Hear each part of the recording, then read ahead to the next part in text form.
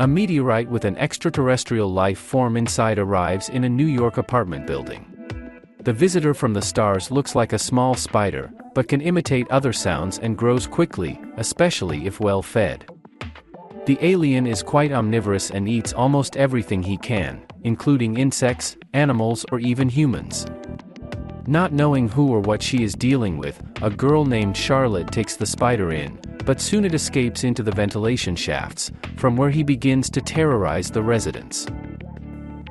Australians know a lot about exotic and deadly animals, and this country has given the world cinema a lot of talented horror makers, starting with Peter Jackson and Greg McLean and ending with not-so-popular, but incredibly talented Filippo brothers, who created last year's genre hit Talk to Me, the director of the brilliant slasher The Loved Ones Sean Byrne, or Jennifer Kent, who made The Babadook.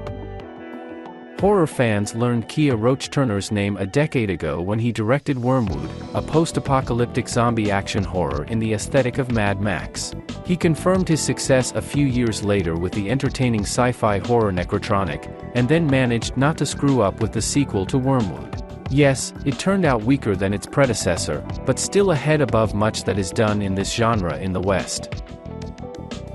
Sting is his fourth feature film, the action of which takes place not in Australia, but in the United States, but, again, the director recruited mostly Australian actors. Sure, it's not Roache-Turner's best film, but he still shows his strengths as a director, most notably a great sense of humor that combines eccentricity, absurdity, and blackness in a bizarre way, as well as a great attention to characters and conflicts.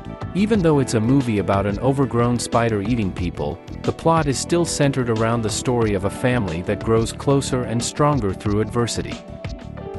It may seem like the main character of Sting is Charlotte, an antisocial little rebel, but this is actually the story of her stepfather Ethan. Ethan works as a caretaker in the building, draws comic books at night and struggles to find common ground with Charlotte, who in turn idealizes her real father, not knowing that he hasn't cared about her for a long time. Bringing together people who have no blood ties is one of the most popular trends in modern Western cinema, and although the plot of Sting is nothing new, Roache-Turner tells the story with feeling, and Ryan Corr as Ethan is superb. While Sting is basically a family thriller, Australians wouldn't be Australians if they started cutting corners where they could be sharpened.